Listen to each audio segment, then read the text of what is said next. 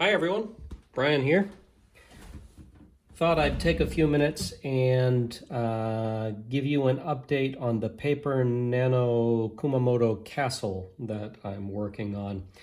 This is the paper model we introduced the other day that had about, about 70 or 80 pieces. Very small. Very elegant in the way it's packaged and presented. This is the first paper model I've done where I actually have to use glue. Most of the paper models I've done, the Cubic Fun and the Clever Paper, both basically were just tab models that you pressed them together and they stayed. You didn't have to glue anything. This is a very different animal. Also, on those models, there was some bending to do, but not nearly as much as what we have here in this model. So where I'm at right now is I put together the base, and the base is comprised of, what is this? 1, 2, 3, 4. That's 4 pieces, 5, 6 with these darker pieces on here. What problems did I have? Well, bending wasn't really an issue, but again, I've been using this ruler, which I keep saying is invaluable. When I've got a piece to bend, I will place it, right on the edge of where it needs to be bent, and I will bend around this thick metal ruler, which has some height to it, so that I'm not just bending with my fingers. If you try and bend with your fingers on, say, a piece like this, where you've got a bunch of holes in it, there's no, the cutouts for the bend don't necessarily provide, what do I want to say? The paper wants to bend all over the place because you've got all these holes through it. So this is why you want to make sure you line up something really firmly there and bend it once and in the right place, to make sure that you don't get bends you don't want, because then you've got to iron them out, or you've got find some way of flattening them, and that is difficult. So a bunch of bending to do with this. The instructions also talk about what kind of folds you're doing. It will describe something as, maybe too small to see here. Let's see. You've got a valley fold there, and the arrow is pointing to the valley fold. A mountain fold is anything else. So it's just which direction are you folding things.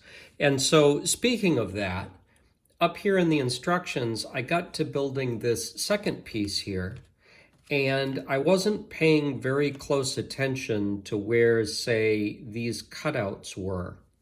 Had I been paying close attention, I would have realized that that piece, which is this one here, I had actually folded in exactly the opposite direction that it needed to go. And so I let it glue up and then realized it didn't fit. And so you see the result of that then is I had to slice the tabs off. I had to cut that piece off entirely. I had to get it apart and then kind of strip the paper back and smooth it over and re-glue it, creating little tabs out of excess cardboard to hold the areas together that I had to actually break apart. So you really want to pay close attention. Had I looked at where those little tab slots were on here, I wouldn't have done that. Here's some other tab slots here. So there's the first thing. Be really careful about the direction in which you're bending these things, because they don't always go just one way. A couple of other things you would think, so the other paper models have been fairly quick. This is slower because you're spending time letting the glue set up.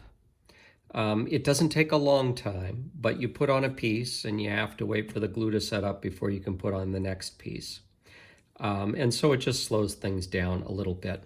I have found that I have been using these self-closing tweezers for almost everything here. You see I had that like that. That's because I just glued this piece up here, and the tweezers have been holding that together while it glues. I did the same thing. I started gluing it over here, and I used the tweezers to hold that together while it glued. I have used these continually for this, and I am now thinking I want to buy another one of these because then I can hold a couple of things together. Now, before that, I was using clothespins and, more to the point on this model, mini clothespins. And these things are really good too. So I can use those to clamp things down and hold them in place. They're a little bigger, and so they're harder. You know, if I was trying to get on this edge here, I can't do that. It's too big, which is why this is good for that. And because this tip is curved, it grabs more of the surface than a straight one would. So I can't recommend this enough. This and this are critical for this kind of work.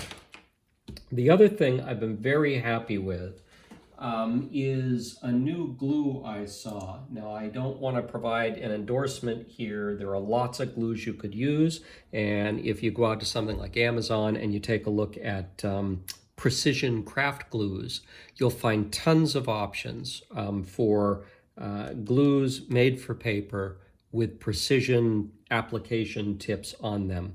I just happen to have been really happy with this one. It was a new one I tried.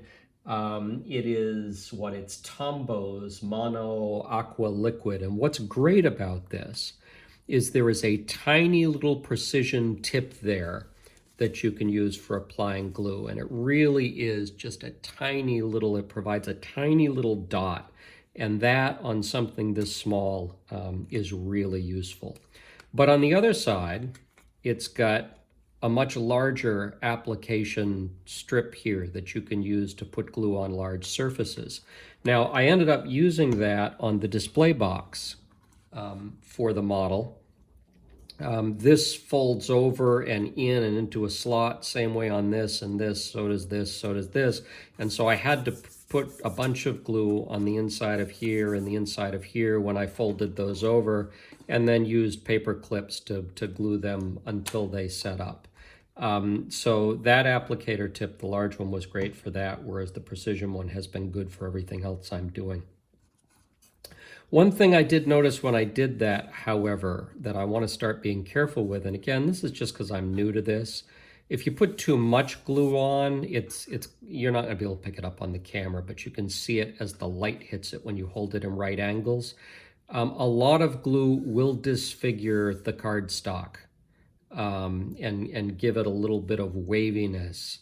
And so you've really got to apply the glue sparingly, maybe around the edges to hold it down rather than slathering it on. So I was much more careful on this side, and it came out much nicer. On this side, when you hold it in the right light, you can see it's deformed in a couple of different ways. So that's another thing I'd watch out for on these models. But a neat little model. When it's done, it just fits in like that and provides its own little display case, so that's kind of nice. But I am only, I'm 7 pieces into this maybe, and there are a total of 90 to go. So this is not going to be a fast model. And it's definitely, it's a step beyond the clever papers, which are certainly a step beyond the cubic fun. So if you're keeping score at home, this is going to be the most precise, most difficult of those 3 kits.